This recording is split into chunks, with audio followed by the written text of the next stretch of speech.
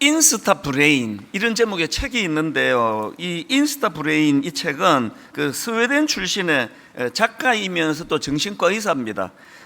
안데르스 한센이라는 분이 쓴 책인데요. 이 정신과 의사가 이제 많은 요즘에 이제 이 병원을 찾는 환자들을 보면서 거기서 이제 어떤 굉장히 이제 충격적인 것들을 이제 발견을 하는 거거든요. 그 이 책의 부제가 몰입을 빼앗긴 시대, 몰입을 빼앗긴 시대, 콤마하고 똑똑한 뇌 사용법 이렇게 되어 있습니다. 그 책 띠지에 제가 참 눈에 확 들어오는 그 문구를 봤는데요. 그 띠지에 이렇게 되어 있습니다. 하루에 2600번 핸드폰을 만지는 동안 우리 뇌의 회로가 변하고 있다. 즉 스마트폰이 뭐 전화 받을 때만 쓰는 게 아니잖아요. 이게 하루 평균 2600번을 우리가 만진대요. 2600번 이 스마트폰을 만지는 동안에 우리 뇌의 회로가 지금 이게 바뀌고 있다. 이게 되게 충격적인 거거든요. 그 책을 딱 펼치니까 맨 앞에 이런 글이 나와 있더라고요. 우리는 더 오래 살고 더 건강하며 클릭 한 번이면 전 세계 오락물에 접속할 수 있다. 그런데도 우리는 그 어느 때보다도 더 우울해 보인다. 어쩌다가 이렇게 되었을까? 이 문제 제기가 아주 전곡을 찌르는 것 같아요. 온 세상에서 어제 말씀드렸잖아요. 새벽에 제가 마음이 뜨거우면 바로 미국에 있는 분에게 전화할 수 있고 누구랑도 연결이 되고 그리고 이렇게 풍요롭고 이런 생활을 우리가 살아가는데 지금 우리 시대는 그 어느 때보다도 더 우울한 시대라는 겁니다. 내용 일부를 제가 읽어드릴게요. 정신과 의사로서 나는 저조한 기분 탓에 도움을 요청하는 사람들을 자주 만나는데 최근 이 수는 점점 늘어나고 있다. 단적인 예로 스웨덴에서는 성인 10명 중 8명이 항우울제를 복용하고 있다. 우리를 둘러싼 삶의 여건은 점점 나아지고 있는데 왜 이렇게 기분은 점점 나빠질 수 있단 말인가? 물질적인 측면에서는 점점 좋아지는데도 왜 많은 사람들이 불안을 느끼는 걸까? 지금처럼 많은 사람과 서로 연결되어 있던 적도 없었는데도 왜 점점 더 많은 사람들이 더 외롭다고 느끼는 걸까? 그러면서 이제 여러 실험들을 이제 거기다 기록했는데 그 중에 하나만 제가 소개할게요. 20대 청년 약 4천여 명을 대상으로 이제 조사한 건데요. 이 스마트폰 사용 습관을 조사한 다음에 이제 그 사람들을 1년 동안 그 삶을 추적해 봤더니 스마트폰을 빈번하게 사용할수록 스트레스가 높고 우울증 증상을 보이더라는 겁니다. 이건 미국 심리학에서도 3,500명을 대상으로 설문조사한 건데 비슷한 결과가 나왔다는 거죠. 자주 스마트폰을 보는 사람이 더 많은 스트레스를 받고 더 우울증 증상을 보인다는 겁니다. 저는 그 저자가 맨 앞에서 던졌던 이 질문이요. 우리는 더 오래 살고 더 건강하며 클릭 한 번이면 전 세계의 오락물에 접속할 수 있다. 그런데도 우리는 그 어느 때보다도 더 우울해 보인다. 어쩌다가 이렇게 되었을까? 정신과 의사는 이 결과를 놓고 문제를 던진다면 목회자는 그에 대한 답을 주는 사람이에요. 제가 이 질문이 되게 제게 하는 질문 같더라고요. 그거 어떻게 된 겁니까, 목사님? 창세기 1장에 제가 창조 질서가 생각이 난 겁니다. 여러분, 이 창세기 1장에 나오는 창조 질서, 이거 굉장히 중요한 지침이거든요. 자, 1절부터 한번 보십시오. 태초에 하나님이 천지를 창조하시니라. 땅이 혼돈하고 공허하며 흑암이 깊음 위에 있고 하나님의 영은 수면 위에 운행하시니라. 자, 이제 첫날입니다. 하나님이 이르시되 빛이 있으라 하시니 빛이 있었고, 그 다음 보세요.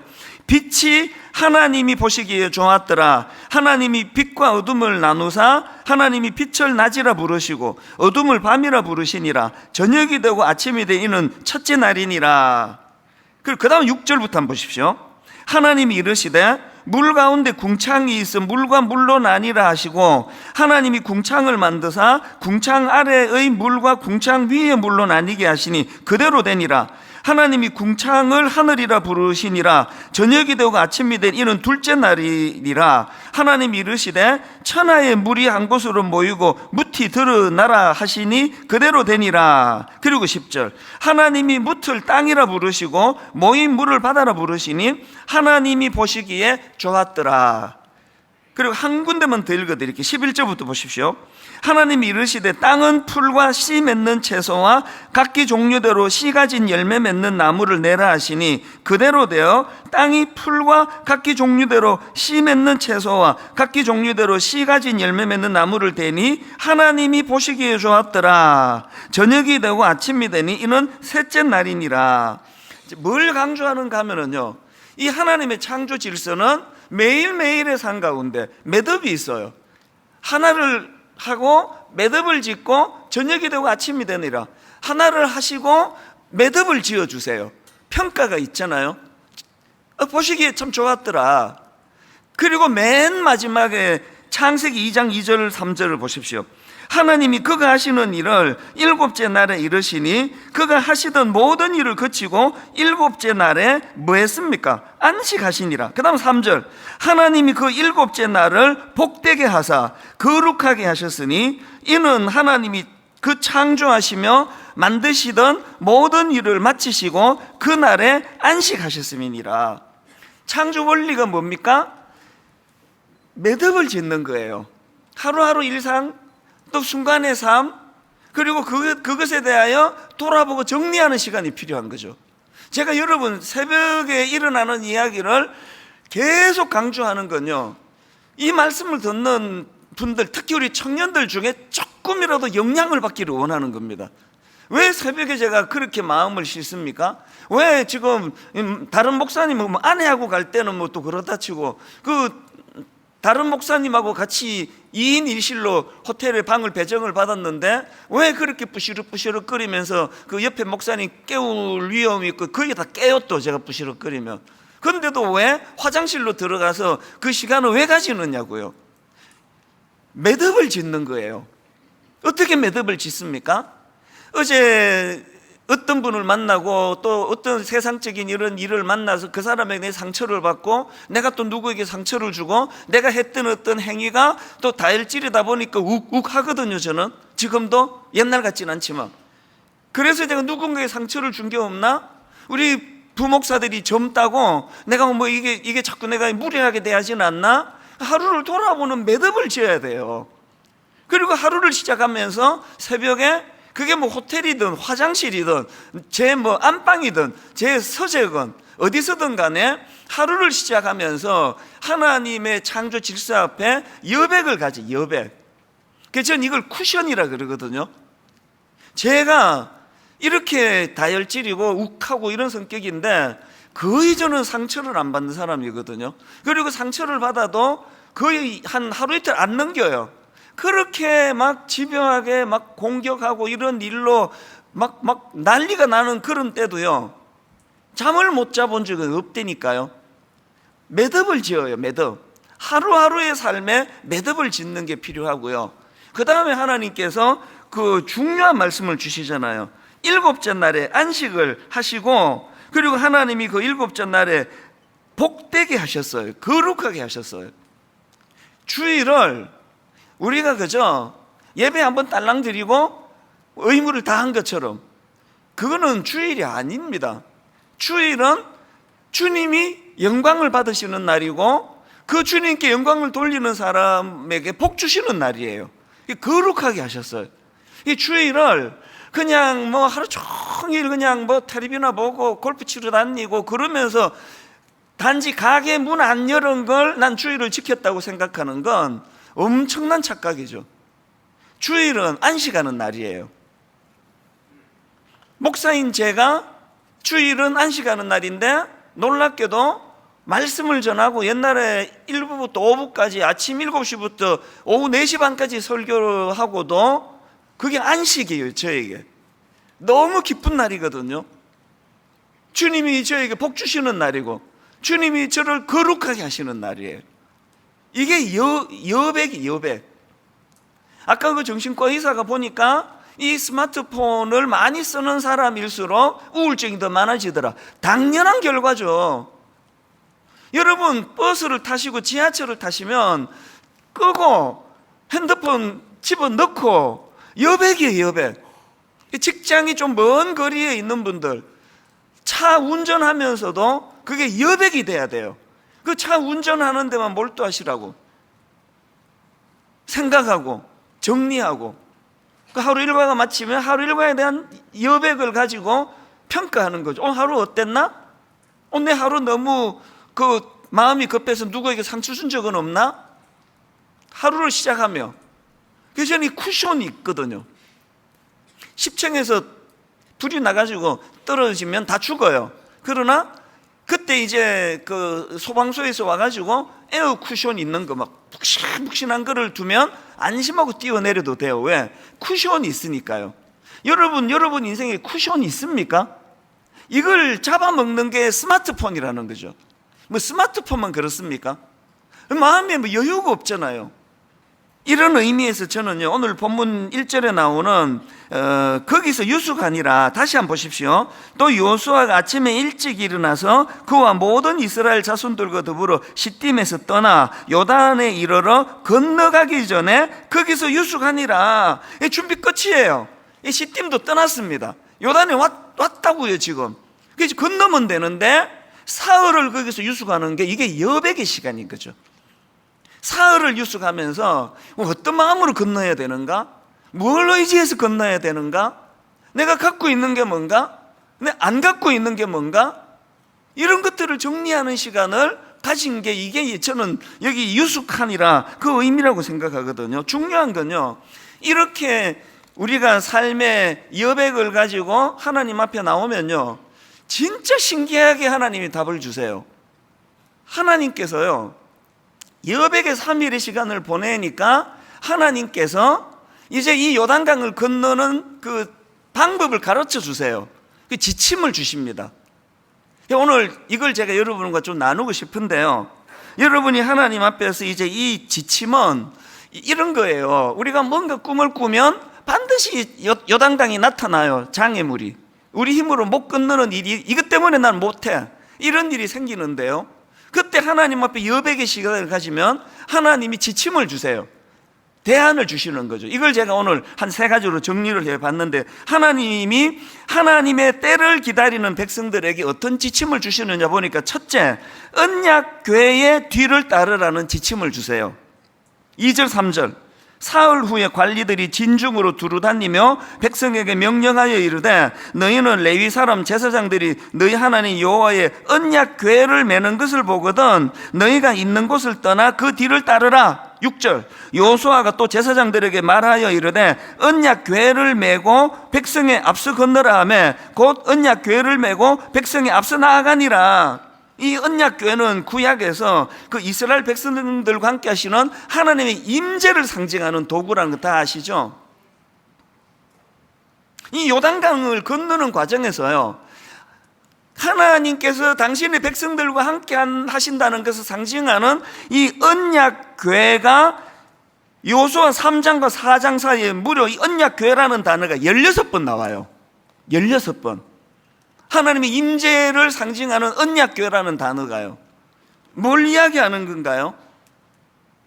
가장 중요한 거, 가보지 않은 길을 걸어갈 때 하나님의 임재, 하나님의 함께하심, 그분의 뜻을 우리가 구하는 게 진짜 중요하다는 거죠. 그 언약궤 안에 그 상자인데요, 그 언약궤 안에 그 3가지 물건이 담겨져 있습니다. 하나는 만나, 광야길에서 하나님이 내려주신 기적의 양식 만나를 담은 항아리가 있습니다. 뭘 의미합니까? 니들이 애쓰고 니들이 수고하지 않아도 저 새를 봐라.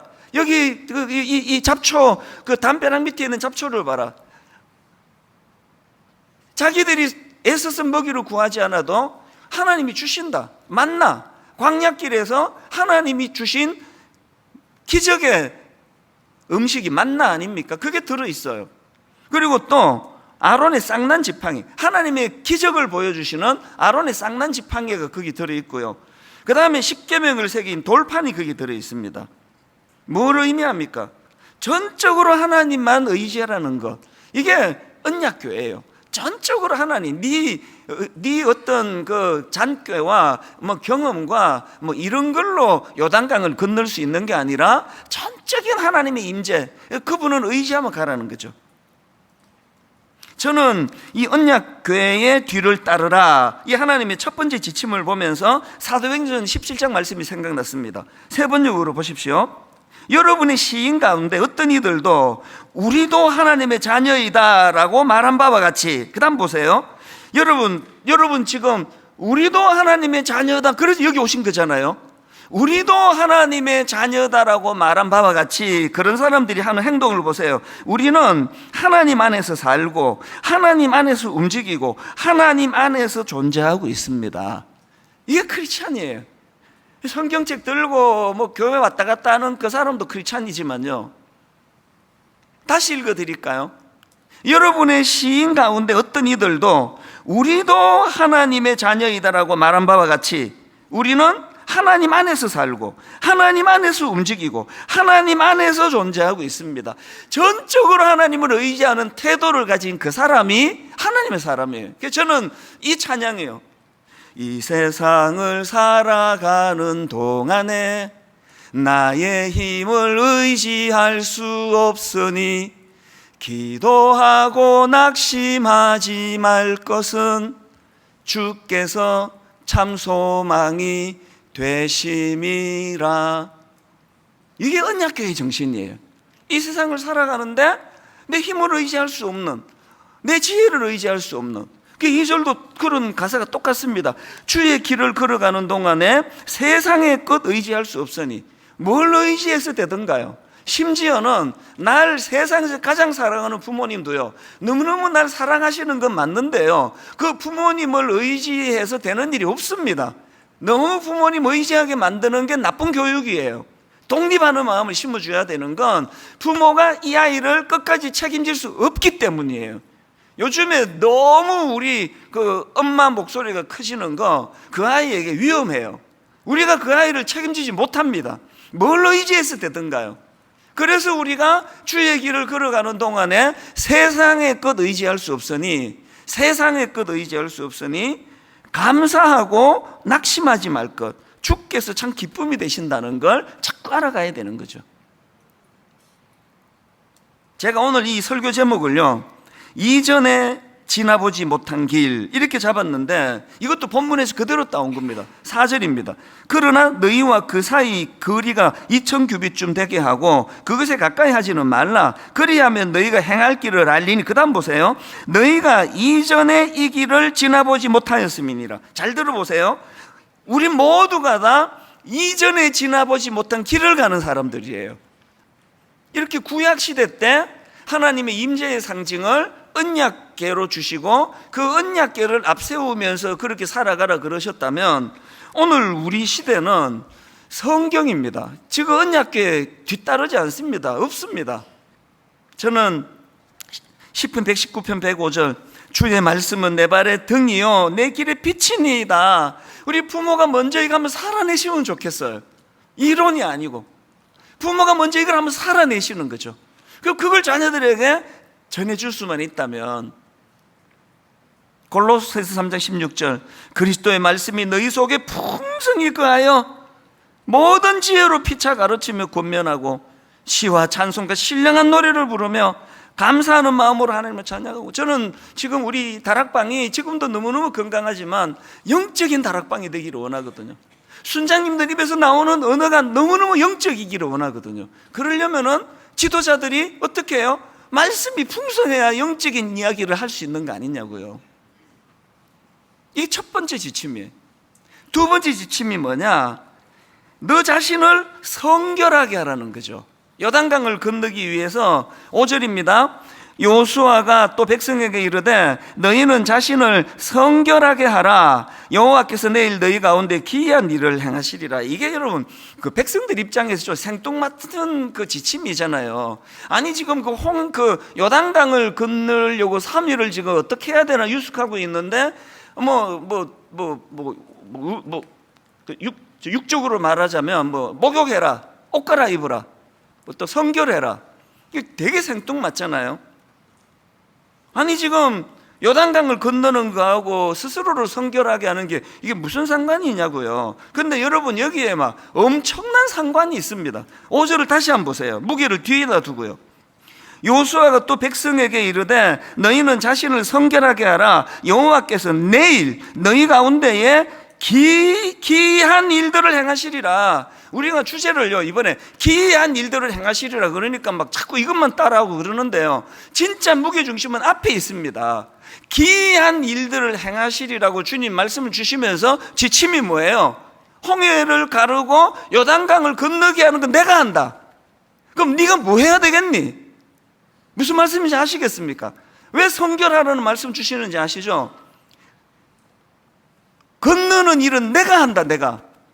그 네가 뭐 해야 되겠니? 뭐 해야 되겠냐고요. 그게 베드로전서 1장 16절에 나옵니다. 하나님이 말씀하세요. 기록되었으되 내가 거룩하니 너희도 거룩할지니라. 레위기 11장 44절 나는 여호와 너희의 하나님이라. 내가 거룩하니 너희도 뭐 하라고요? 몸을 구별하여 거룩하게 하고 땅에 기는 길짐승으로 말미암아 스스로 더럽히지 말라. 나는 너희의 하나님이 되려고 너희를 애굽 땅에서 인도하게 된 여호와라. 그 다음도 내가 거룩하니 너희도 거룩하라. 이게 뭐의 요구예요?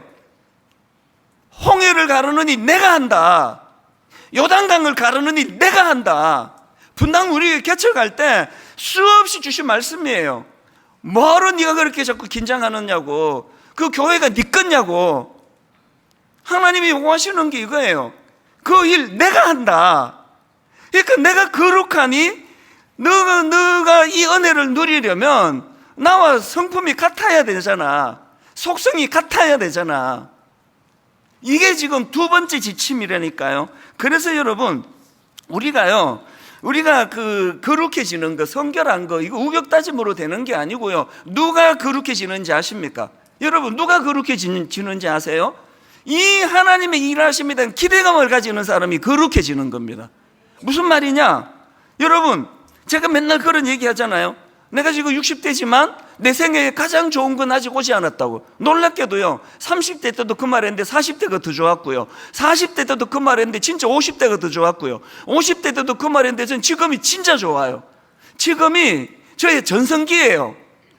그래서 저의 70대는 더 좋아질 거란 말이죠. 이 기대감이 있어요. 누가 이렇게 하죠? 내가 한다는 거죠. 주님이. 이런 기대감을 갖고 있으니까 제가 뭘 안 하겠어요? 성추행 안 하죠. 제가 뭐 좀 험한 말로인데 미쳤습니까? 제가 그런 짓 하게? 아니 내 60대가 이렇게 아름답도록 해주신 분이 거룩하신 분인데 그분이 나의 70대를 아름답게 하실 건데 제가 교회 돈 횡령하겠냐고요. 그래서 아예 시스템으로 교회 돈을 내 멋대로 만 원도 못 건들도록 구조를 다 만들었어요. 그거는 저를 보호하기 위해서요. 사단이 그런 짓 하도록 유혹할까 봐. 안 해요. 한 번만 더 쓸게요. 내가 돌았습니까? 그런 짓 하게? 절대 안 해요. 사랑하는 청년 여러분, 인생에서 20대만 있는 거 아닙니다. 30대만 있는 거 아니에요. 기대하세요. 여러분 인생의 전성기는 아직 오지 않았습니다. 기대하시는 거예요. 기대하면, 그래서 여러분 제가 종종 되뇌이는 말씀이 요한 1서 3장 1절입니다. 보라, 아버지께서 어떠한 사랑을 우리에게 주사 하나님의 자녀라 일컬음을 받게 하셨는가. 그리고 감탄사, 우리가 그러하도다. 그러므로 세상이 우리를 알지 못함은 그를 알지 못함이라. 사랑하는 자들아, 우리가 지금은 하나님의 자녀라. 장래에 어떻게 될지는 아직 나타나지 아니하였으나 그가 나타나시면 우리가 그와 같을 줄을 아는 것은 그의 참모습 그대로 볼 것이기 때문이니. 그 다음 3절 같이 읽습니다. 크게 읽으세요. 시작. 주를 향하여 이 소망을 가진 자마다 그의 깨끗하심과 같이 자기를 깨끗하게 하느니라. 아멘. 이 소망을 가진 자는 죄악의 자리로 가지 않습니다. 가더라도 금방금방 돌아와요. 성결을 추구하게 되는 거죠. 흠도 티도 없는 그걸 요구하시는 게 아니에요. 언제든지 새 옷을 갈아입으라는 거죠. 성결이 이 원어로 보면 그런 의미를 내포하고 있습니다. 옷 갈아입는 게 성결이에요. 문신처럼 새기는 게 성결이 아니에요. 온 몸을 거룩으로 드리는 게 성결이 아니에요. 옷 갈아입는 거예요. 갈아입으면 돼요. 예수 믿는 사람은 문신 안 하는 게 좋아요.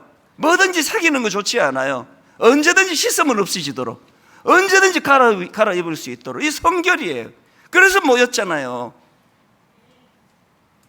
마지막 세 번째로요, 하나님 주시는 대안, 지도자가 본을 보이라는 거죠. 6절입니다. 여호수아가 또 제사장들에게 말하여 이르되 언약궤를 메고 백성의 앞서 건너라 하매 곧 언약궤를 메고 백성의 앞서 나가니라. 3장 17절에도 똑같은 말씀이에요. 여호와의 언약궤를 맨 제사장들은 요단 가운데 마른 땅에 굳게 섰고 그 모든 백성이 요단을 건너기를 마칠 때까지 모든 이스라엘은 그 마른 땅으로 건너갔더라. 지금 이 여호수아서는요 계속 강조하는 게 지도자의 본이에요. 지도자의 본. 제가 설교 잘하려고 애쓰는 것보다 더 노력해야 되는 건 강단 위에서와 강단 아래에서가 똑같을 수는 없습니다. 제가 인간이기 때문에. 그러나 비슷하게 데리고 몸부림치는 게 설교 준비하는 것보다 더 중요한 거죠. 왜? 사람들은요, 우리 아들은요, 우리 딸은요, 제가 하는 말에 영향을 받는 게 아니고 저를 보고 본을 보고 따라하는 거거든요. 요즘에 저는 속으로 다락방을 놓고 우리 모든 교육자들과 함께 비상회의를 하고 있는데, 지금도 다락방이 너무너무 건강하고 좋지만 우리 다락방이 건강한 영적인 공동체가 되기를 원합니다. 영적인 언어가 풍성한 다락방 되기를 원합니다. 그러려면 지도자가 본을 보여야 돼요. 지도자가 본을 보이는 거죠. 영적으로 나누는 대화는 이런 거요, 지도자가 본을 보여줘야 되는 거죠. 결론을 오늘 이렇게 맺기를 원합니다. 여러분, 누가 좋은 지도자입니까? 예수 그리스도를 닮아가려고 갈망하는 지도자가 좋은 지도자예요. 누가 좋은 부모입니까? 누가 좋은 순장입니까? 자기 경험 세계를 막 떠벌리는 그 순장이 좋은 순장이 아니라, 그래서 이번 특세 때는요, 히브리서 12장 2절, 요즘에 매 설교 때마다 언급하잖아요. 믿음의 주요 또 온전하게 하시는 이인 예수를 바라보자. 이게 기이한 일을 행하시는 것을 기대하는 사람들의 구호가 돼야 됩니다. 한번 저를 따라 선포하고 이제 찬양하면서 이제 기도하겠는데요, 한번 따라해 보세요. 믿음의 주요 또 온전하게 하시는 이인 예수를 바라보자. 예수를 바라보자. 예수님을 바라보자.